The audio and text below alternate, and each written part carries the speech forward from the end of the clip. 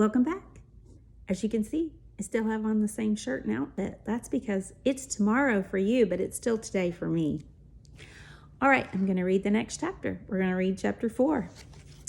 Chapter 4 is about Sherry. Okay. Sherry had long eyelashes. She weighed only 49 pounds. She always wore a big red and blue overcoat with a hood. The overcoat weighed 35 pounds. The red part weighed 15 pounds. The blue part weighed 15 pounds, and the hood weighed 5 pounds. Her eyelashes weighed 1.5 pounds. She sat next to the window in Mrs. Jewell's class. She spent a lot of time just staring out the window. Mrs. Jewell didn't mind. Mrs. Jewell said that a lot of people learn best when they stare out a window. Sherry often fell asleep in class. Mrs. Jewell didn't mind that either. She said that a lot of people do their best learning when they are asleep.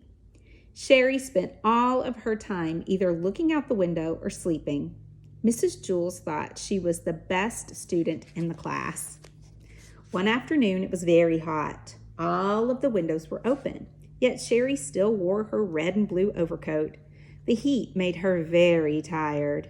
Mrs. Jewell was teaching arithmetic. Sherry pulled the hood over her face, buried herself in the coat, and went to sleep.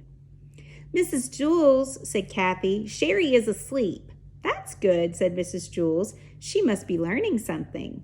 Mrs. Jewell continued with the lesson. Sherry began to snore.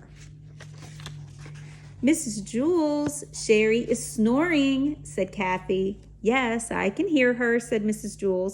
"She must be learning an awful lot today. I wish the rest of you could be like her." Sherry began to toss and turn. She flopped over on her desk, then she rolled over on top of Kathy's desk. Then she rolled back the other way.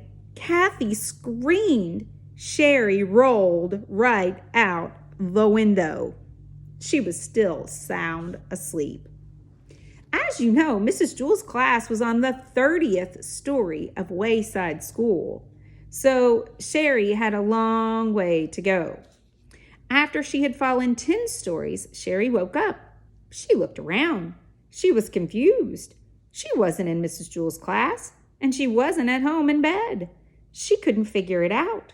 Where was she? She yawned, pulled the hood back over her eyes, and went back to sleep. By that time, she had fallen another 10 stories. Wayside School had an exceptionally large playground. Luis, the yard teacher, was way over on the other side of it when he happened to see Sherry fall out of the window. He ducked under the volleyball net, hurled past the kickball field, hopped over the hopscotch court, climbed through the monkey bars, sped across the grass, and caught Sherry just before she hit the ground. The people in Mrs. Jewell's class cheered. Sherry woke up in Luis's arms. "Darn it, Luis," she said. "Why'd you go and wake me up for?" "Well, I'm sorry," said Luis. I'm sorry, Sherry repeated. "Is that all you can say? I was having a wonderful dream until you woke me up."